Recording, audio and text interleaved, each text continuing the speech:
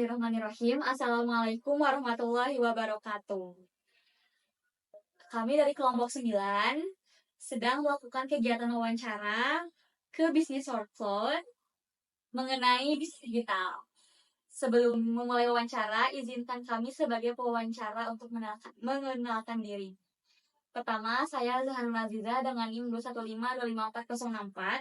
Saya Karmelia dengan NIM 215254046. Dan saya Nisa Fahira Atia dengan NIM 215254054. Nah, di sini kami sudah bersama narasumber. Boleh langsung memperkenalkan diri. Ya, saya Fatima Umar, pemilik dari bisnis software. Baik. Agar tidak memperbanyak waktu, kita langsung mulai ke pertanyaan yang pertama mengenai digital bisnis. Nomor 1, untuk pertanyaannya, sampai saat ini, sejauh mana sih Teteh sudah memanfaatkan digitalisasi bisnis? Yang mana kan saat ini apa-apa bisa dilakukan secara virtual gitu ya, nggak usah kita bertemu tatap mata gitu buat melakukan jual beli. Sejauh mana? Ya, kalau ditanya sejauh mana, justru bisnis saya tuh kalau bisa dibilang full itu memanfaatkan digitalisasi bisnis gitu kan ya, karena semua proses transaksi, proses penjualan ya dilakukan di media sosial gitu, di platform online. Baik. Terus penerapan itu seperti apa Teh? Apakah menggunakan marketplace apa saja, lalu menggunakan sosial media apa saja, dan bagaimana gitu proses? Untuk marketplace saya pakai Shopee gitu ya. Difokuskan di Shopee dan juga TikTok. TikTok masih baru memulai. Nah, untuk marketingnya saya memakai media sosial Instagram gitu. Instagram dan TikTok juga. Baik, jadi untuk promosinya atau pemasarannya di sosial media dan untuk transaksinya bisa dilakukan di Shopee ya? Iya, betul. Baik, untuk pertanyaan nomor 2, kan tadi katanya sudah memanfaatkan Shopee ya, bahkan tadi juga di wawancara sebelumnya kayak udah tahu nih kalau ada kompetitor yang komen tentang bisnis kita ngasih hate gitu, kita bisa laporin.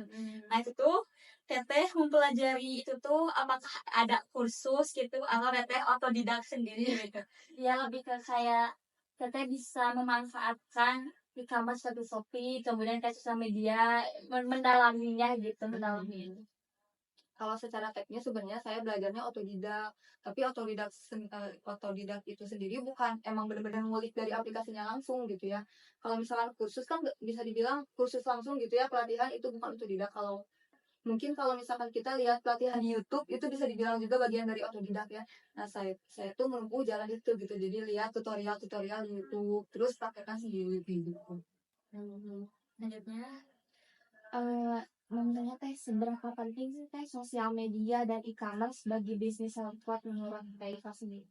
Iya, kalau ditanya sosial media dan marketplace gitu ya, bagi bisnis-bisnis, bukan hanya bisnis aku saja mungkin ya, namun bisnis-bisnis yang emang dibangun sama anak-anak milenial atau Gen Z gitu ya, itu emang sebegitu pentingnya.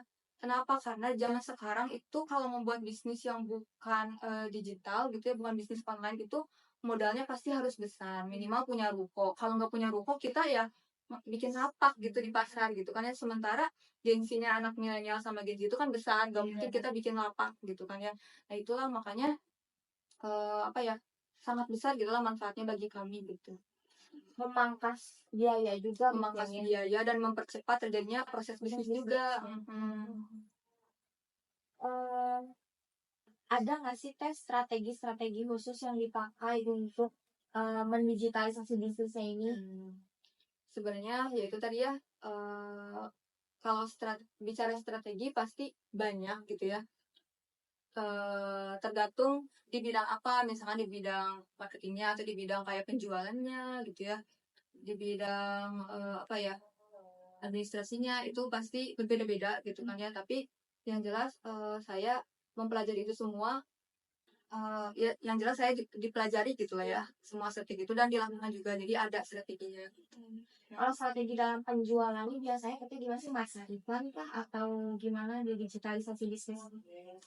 Nah, sebenarnya itu ya kalau kita pakai suatu platform media sosial gitu ya, atau pakai marketplace juga, itu kan kita nggak serta-merta jualan, terus mereka pihak marketplace nggak dapat apa-apa. Mereka juga pasti menuntut kita tuh mengeluarkan sesuatu.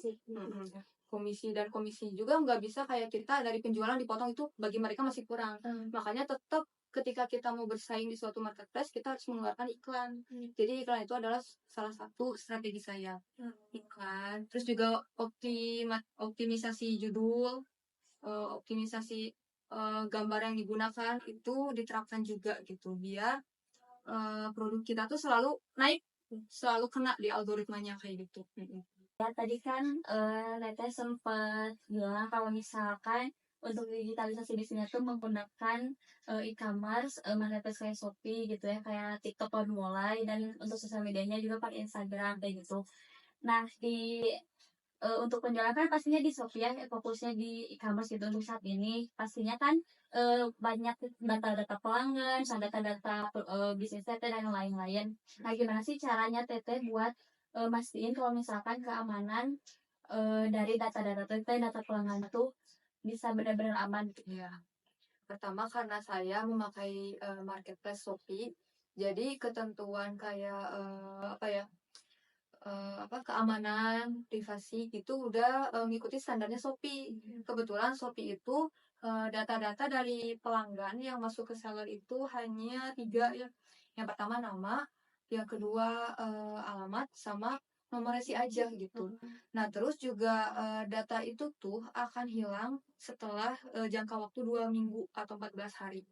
Jadi otomatis data-data tersebut tuh nggak akan sampai kita simpan atau salah gunakan kembali gitu ya, nggak ada celah lah untuk bisa kita salah gunakan gitu. Iya.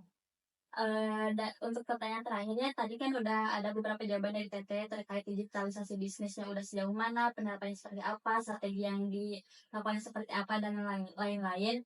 Pastinya adalah ya tantangan dalam proses digitalisasi bisnis. Nah, apa sih tantangan Teteh sejauh ini ketika Teteh ketika Teteh mengakses digitalisasi bisnis, dan bagaimana cara Teteh untuk menghadapi tantangan tersebut? Untuk tantangan dari digitalisasi bisnis sendiri, sebenarnya yang paling utama itu adalah berkembangnya teknologi gitu ya, berkembangnya kebijakan dari marketplace yang aku gunakan, berkembangnya atau cepatnya perubahan dan cepatnya aturan-aturan, cepatnya berubah algoritma yang mereka gunakan, itu tuh adalah tantangan yang paling besar gitu ya. Karena online shop yang biasanya itu mereka penjualannya terus meningkat gitu ya. Mereka selalu berada di penjualan paling teratas, itu mereka-mereka yang selalu mengikuti rules itu, selalu membaca algoritmanya kayak gimana, beradaptasi dengan pembaharuan gitu ya. Nah, itu tantangan terbesarnya gitu. Mungkin juga salah satu hal yang bisa Teteh dapatkan atau manfaat dari Teteh tadi jurusan teknik informatika juga, mungkin Teteh bisa lebih mengerti digitalisasi bisnis dan juga bisa diterapkan juga untuk bisnis Teteh yang sekarang. Iya, betul. Baik, karena pertanyaannya semua sudah diajukan, kami mengucapkan terima kasih kepada Teteh karena sudah meluangkan waktunya dan bersedia menjawab pertanyaan dari kami dengan baik. Iya, sama-sama. Dan kami juga mohon maaf apabila ada kesalahan kata dan kesalahan seperti miskomunikasi dan lain-lain. Baik, kita tutup wawancara hari ini dengan mengucapkan wassalamualaikum warahmatullahi wabarakatuh.